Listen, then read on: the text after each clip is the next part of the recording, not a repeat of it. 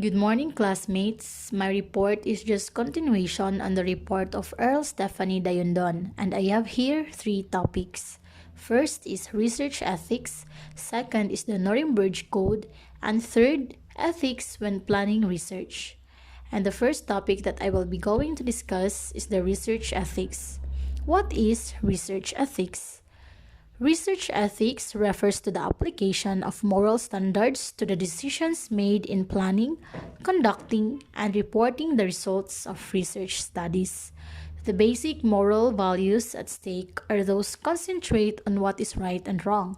Beyond that, Jerry Mitchell, 1998, established four realistic ethical standards in political research that form morality, and these are truthfulness, thoroughness, objectivity, and relevance.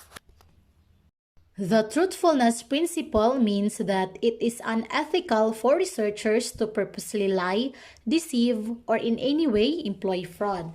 Deliberately misrepresenting a study's intent, failing to warn participants about the dangers of participation, hiding the identity of the study sponsor, and inflating or understating the results of a research project are all examples of research that violates the truthfulness principle.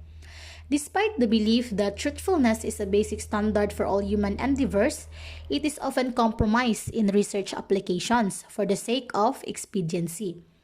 When this occurs, an excuse for not telling the truth is typically given. Some scholars, for example, claim that such studies could not be carried out without some kind of deception. They conclude that revealing the true sponsor of a study would distort the findings unnecessarily. Researchers who use deception use two arguments to justify their actions.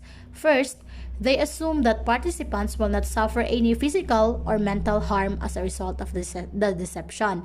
And second, they take the responsibility of informing the participants about the deception after the research study is completed.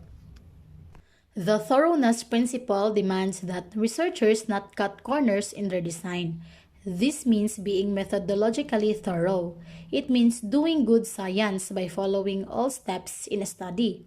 Researchers are morally obligated to include the following in their study reports. First, definitions for all key concepts used in the study. Second, selection of appropriate samples or group participants, including full descriptions. Third, identification of all limitations of the research design. And fourth, a description of the analysis design. Furthermore, being methodologically thorough entails reporting all outcomes and conclusions, both positive and negative. It entails ensuring that neither the participants' physical safety nor their emotional well-being are jeopardized. However, thoroughness is a complex term that can be difficult for a researcher to grasp. In short, thoroughness is clearly at the heart of methodology. The ethical challenge is determining just what thoroughness entails in the actual conduct of research. The objectivity principle refers to the need for the researcher to remain objective and impartial throughout all aspects of the study. The researcher should never interject his or her own personal feelings or biases into the design of a study, selection of participants, writing and or asking of questions, or interpreting results. Doing good science means that the researcher does not bias the study in any way. This entails selecting a sample using probability methods, wording questions in a way that avoids any hint of leading the subject to give a desired response, and not allowing one's own values to color the results. However, not all researchers agree that a researcher's job in conducting research for public bodies should be to remain impartial. Some claim that it is impossible to do so. These researchers reject the positivist philosophy of science and instead put themselves in the shoes of the study participants on purpose. The final ethical research principle discussed by Mitchell is relevance. Research should never be frivolous or done because the researcher has an axe to grind and wants the study done to punish the persons or groups involved in the subject organization. According to Mitchell, Study has a moral obligation in a democracy to be understandable and beneficial to the public. Kumar summarizes the importance of relevance as follows. According to him, he said, if you can't explain the relevance of the study you're doing, you're wasting the time of your respondents, which is very unethical. Let's proceed to the second topic, the Nuremberg Code. The adoption of ethical principles as a guiding principle for all research involving human subject is based on decisions taken after World War II at the Nuremberg Military Tribunal on Nazi war crimes. The Nuremberg Code was adopted as a result of the principles that arose from those trials. While the concepts in the code were initially applicable only to medical studies, they are now used in all human subject research, including social and administrative research in political science. The following principles are included in the code. In Figure 6.1, these are the pervasive nature of ethics in research. Ethics while planning to gather data selecting only participants who know what they are volunteering for. Ethics while gathering data.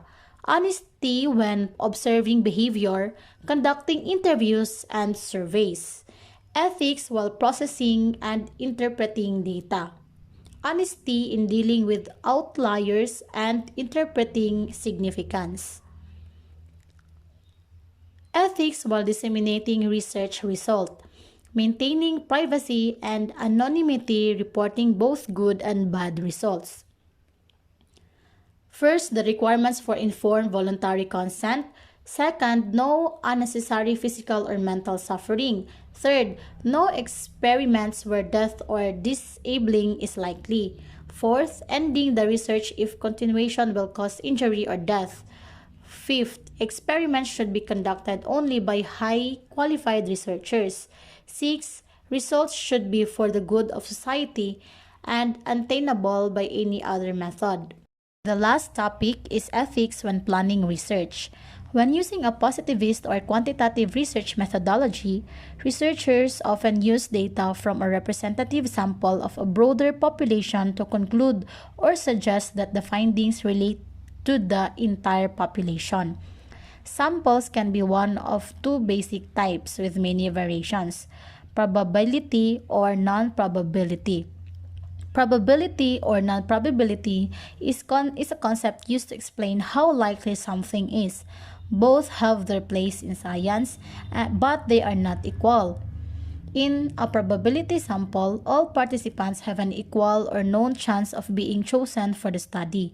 This is not the case for a non-probability survey, in which participants are normally chosen for the researcher's convenience or to fill a quota.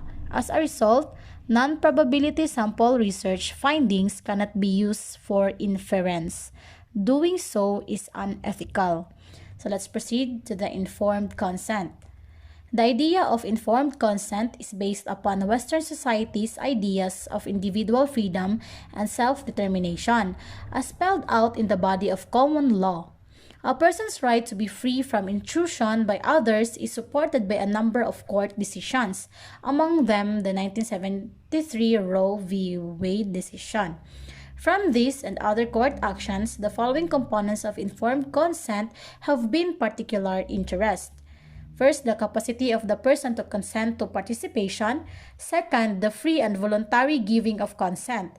And consent that is based upon the subject, knowledge of the research and possible outcomes.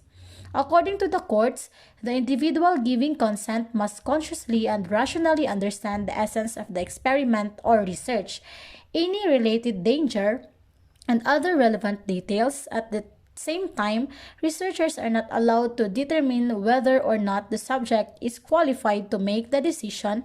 Everyone has the right to handle their own affairs. And second, voluntary consent. These are the two aspects that the concept of voluntary consent. First, the agreement must be entirely free of any coercion. Second, the subject must understand that the consent can be withdrawn at any time without harmful consequence. Often, academic researchers use the students in their classes as participants in research studies. Students are not required to participate and must know that their standing in the class will not suffer as a result of their not participating. Third is the knowledgeable consent. All potential research participants must be made aware of all aspects of the study. This means that they must be told of their rights to, first, not participate, second, withdraw at any time, as well as, third, what risk might be involved, and fourth, the potential benefits of the study, if any. If the study is a medical experiment, they must also know the risks and benefits of any alternative treatment. And lastly, freedom from harm. A fundamental ethical principle that must be followed in all research studies is that no harm shall befall the participants as a result of their participation in the research. Harm is broadly defined. For example, it can mean physical, cultural, social, or psychological distress as well as physical pain.